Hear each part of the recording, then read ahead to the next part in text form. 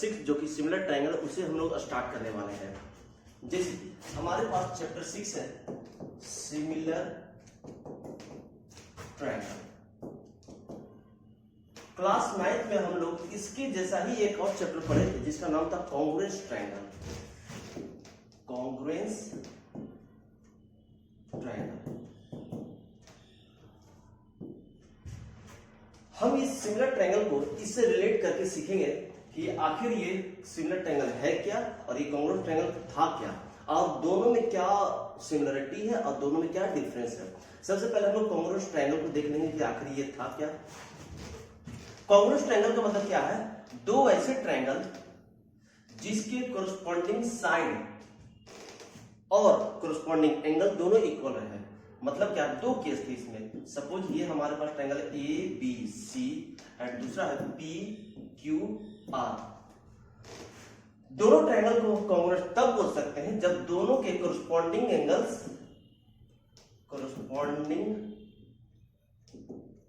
Angles are equal and second case क्या था? Corresponding sides are equal. Side भी equal होने चाहिए, मतलब कोरस्पॉन्डिंग एंगल भी इक्वल होने ही चाहिए और साथ ही साथ साइड भी इक्वल होना चाहिए। कोरस्पॉन्डिंग का मतलब क्या हुआ? जैसे कि अगर हम एंगल ए देख लेते, इसके कोरस्पॉन्डिंग मतलब सामने में कौन सा है? Angle P. तो एंगल ए पी की इक्वल होना चाहिए। एंगल बी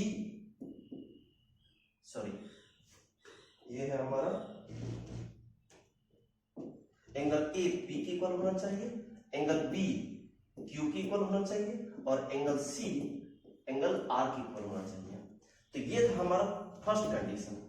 सेकंड कंडीशन क्या बोलता है कि हमारा साइड भी इक्वल होना चाहिए, कोरस्पॉन्डिंग साइड इक्वल होना चाहिए।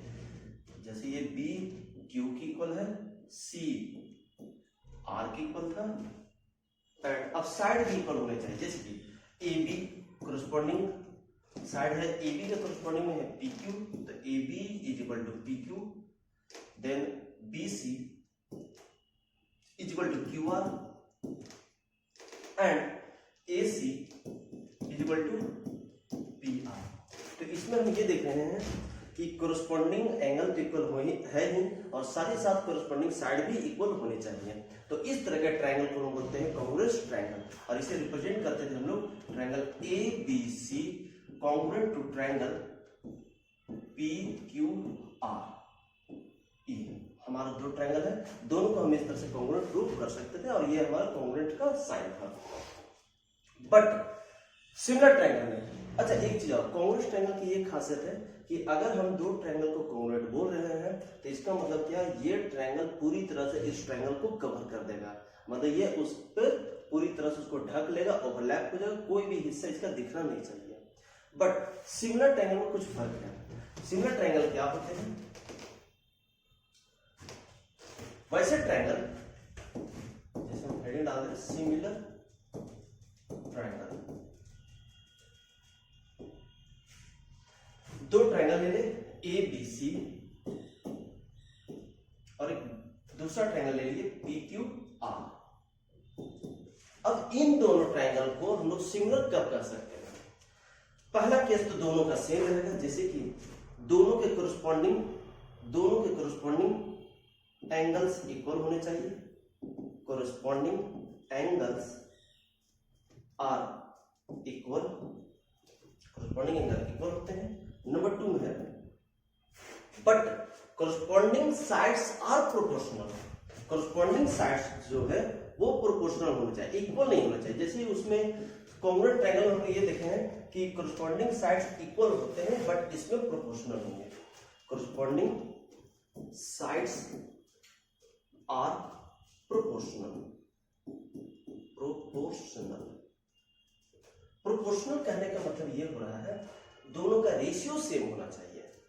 पहला केस के अनुसार अगर हम देखें, पहला केस हमें ये बोला कि कोरस्पॉन्डिंग एंगल इक्वल होना चाहिए, यानी कि जो इसमें था बात वही इसमें होना चाहिए।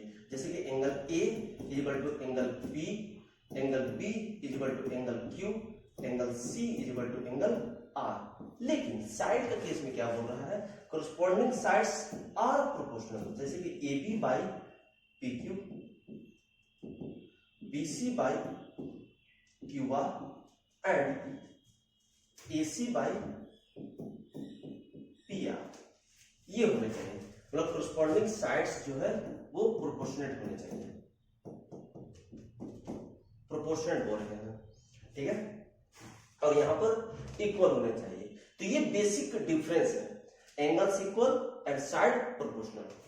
अच्छा, हम लोग सिमिलर ट्रायंगल को पढ़ रहे हैं, इसमें और भी एग्जांपल दे सकते हैं, सिर्फ सिमिलर ट्रायंगल ही नहीं, पढ़ना में सिमिलर ट्रायंगल को है, लेकिन सिमिलर का मतलब क्या हुआ, सिमिलर का मतलब ये हो रहा है कि हमारा कोरस्पॉन्डिंग साइड प्रोपोर्शनेट होने चाहिए। जैसे कि हम स्क्वायर भी ले सकते हैं, कोई एक दूसरा फिगर भी ले सकते हैं। सपोज हमारे पास है एक डायग्राम बना रहे हैं जो कि एक क्वाड्रिलेटरल है। यदि हम इस क्वाड्रिलेटरल को चेक कर ले, देखते हैं कि इसका सिमिलर क्या हो सकता है।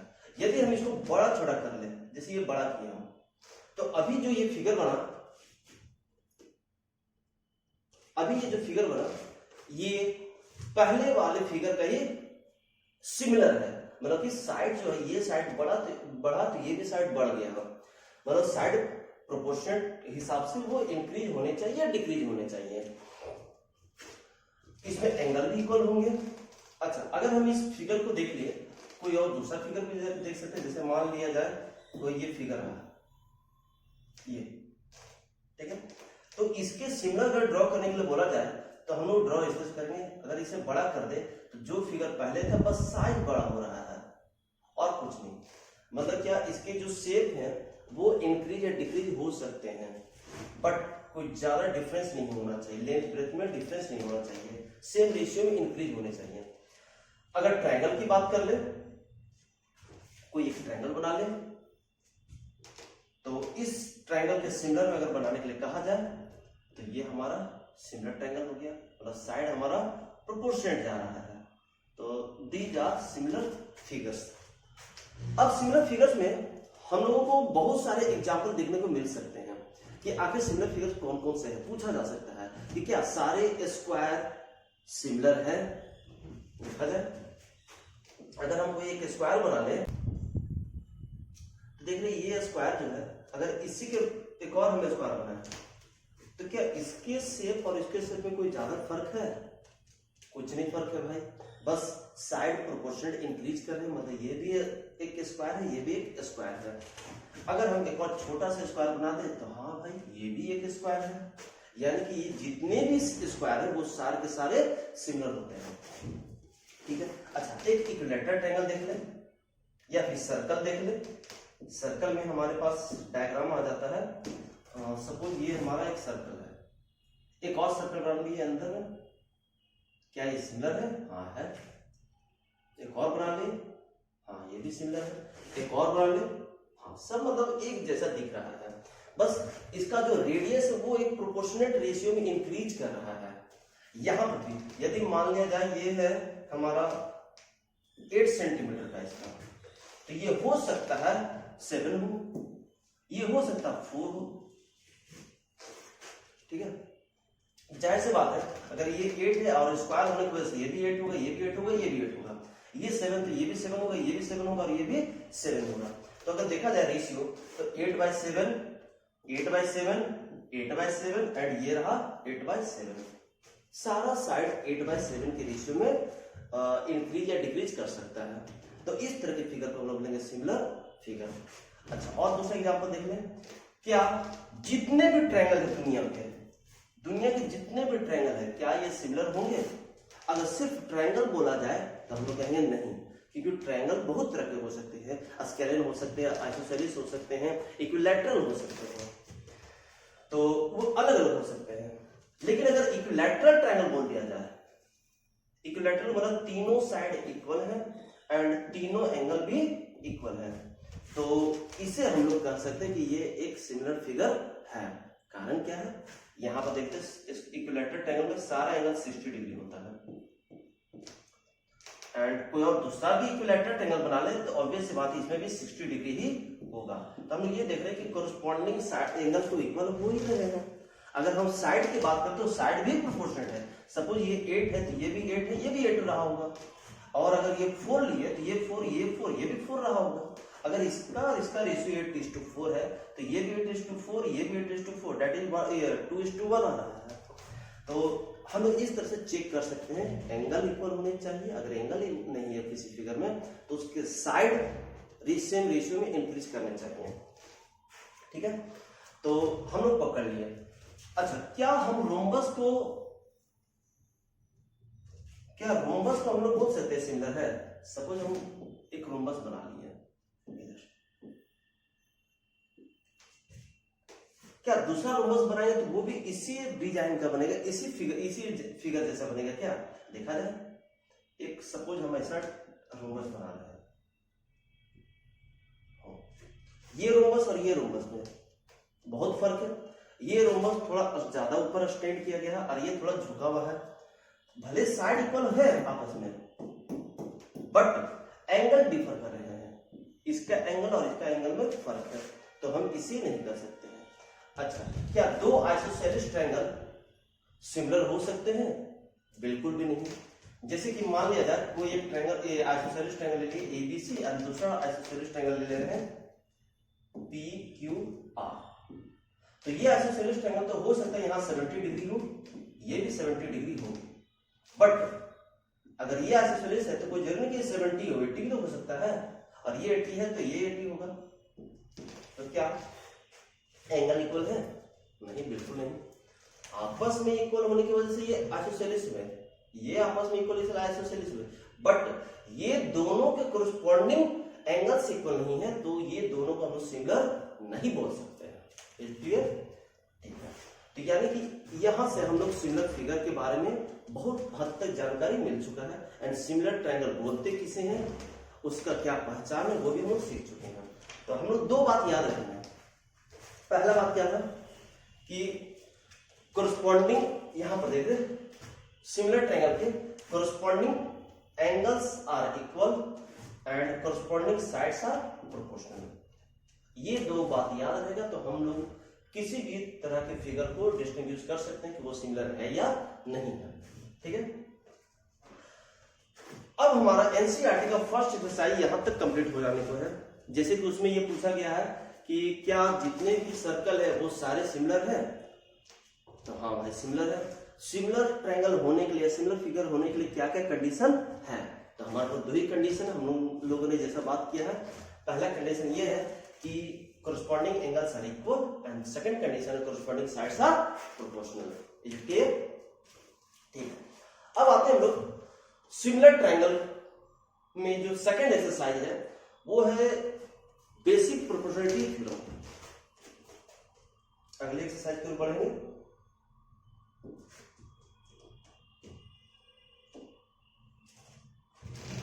न्यू टॉपिक है, ये थ्योरम है एक तरह से, बेसिक प्रोपोर्शनलिटी थ्योरम। इसे शॉर्ट में हम लोग बीपीटी बोलते हैं, बीपीटी। एंड कहीं कहीं इसे शॉर्ट में एक और नाम से जाना जाता है जो कि है थेल्स थ्योरम। थेल्स थ्योरम, तो दोनों से कोई भी बोला जा सकता है, तो हम लोग इसे बड़े अच्छे से समझ सकते हैं। तो ये बेसिक प्रोबेबिलिटी थ्योरम कहा क्या जाता है, पहले हम इसको समझ लेंगे, फिर इससे कुछ क्वेश्चन करेंगे और फिर इसका डेरिवेशन करेंगे। इस थ्योरम के अनुसार ये कहा जा रहा है कि अगर मान लिया जाए हमारे पास कोई एक ट्रायंगल रहा ABC, और कोई एक लाइन ड्रॉ करे जो कि ट्रायंगल के किसी एक साइड के पैरेलल हो।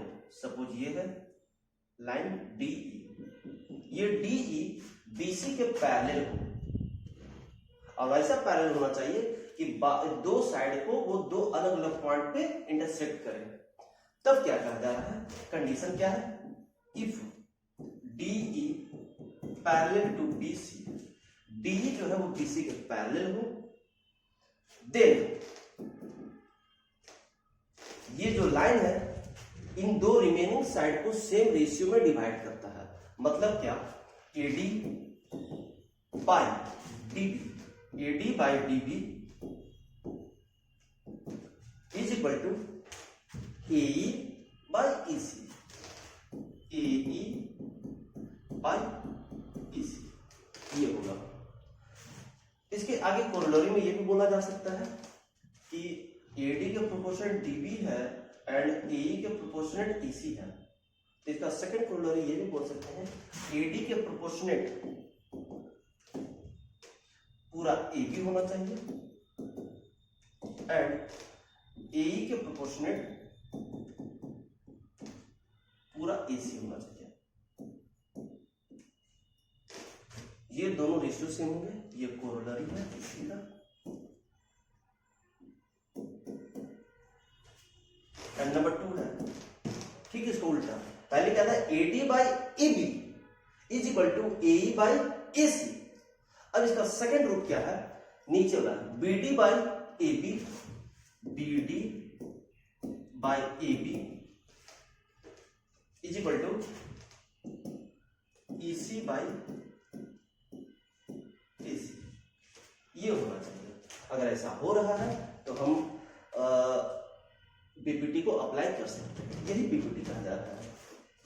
जैसे एक एग्जांपल ले लेते हैं, हमारे पास कोई फिगर रहा, ट्रायंगल है A B एंड C, कोई एक पैरेलल लाइन दिया हुआ है D एंड E, DE। इसमें जो साइड दिए हुए हैं ये है 2, ये है 8, ये है 3, तो ये है, मुझे मालूम करना ये क्या होगा।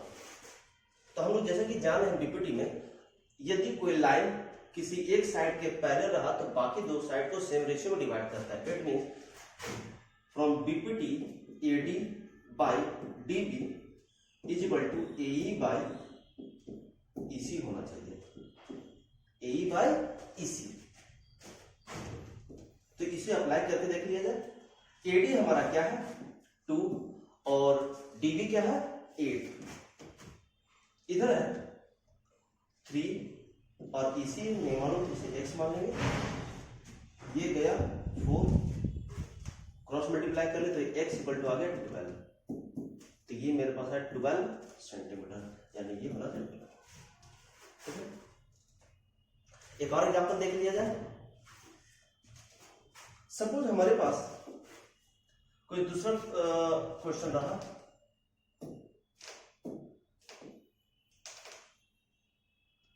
A B C एंड ये रहा P Q, ये इसके प्रोपोर्शनल है। इस बार हम चेंज कर रहे हैं, ये रहा 2.5 और ये रहा 5, 2.5 और ये 5 एंड सपोज ये पूरा दिया हुआ है, पूरा दिया हुआ 12 और ये दिया हुआ है मान लिया जाए ये है 8, तो बताया जाए ये कितना होगा, ये कितना होगा। हालांकि ये तो यहीं से निकल के आ रहा है, अगर ये 12 है तो ये 4 होगा।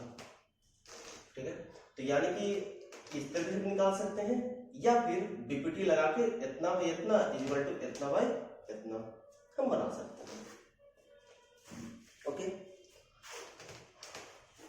अब आते हैं लोग सेकंड तरह के वैरायटी के क्वेश्चन में। सपोज x के टर्म में दिया हुआ है A B C, ये D, ये सपोज ये x माइनस 2 है, ये है 4, ये है 6 या फिर इसको हम x और मान लें, ये हो जा रहा है 2x प्लस 4 और ये हो जा रहा है 8। तो देखा जाए x का वैल्यू क्या होगा, तो चूंकि ये पैरेलल है तो हमारे साइड प्रोपोर्शनल होंगे, सेम रेशियो में डिवाइड करेगा, यानी कि AD by DB is equal to AE by EC, AE by EC होगा। AD का वैल्यू है हमारे पास x - 2 और DB का वैल्यू है 4। इधर AE का वैल्यू है 2x + 4 एंड EC का वैल्यू है 8। जो कट है उसे काट लेंगे, क्रॉस मल्टीप्लाई किए तो ये बन गया 4x - 8 और ये आ गया 2x + 4। तो 2x इधर गया तो 4x - 2 दैट इज 2x और ये 8 उधर चला गया तो बन गया 12। इट मींस x = 6, यानी कि x का वैल्यू आ गया 6। इस तरीके से हम लोग x का वैल्यू निकाल सकते हैं। उम्मीद करते हैं इस तरह का क्वेश्चन हमारा बन जाएगा। तो यहां तक हमारा सेकंड एक्सरसाइज का पहला 2-3 एक्सरसाइज 2-3 क्वेश्चन बन सकता है बड़ा आसानी से। ठीक है।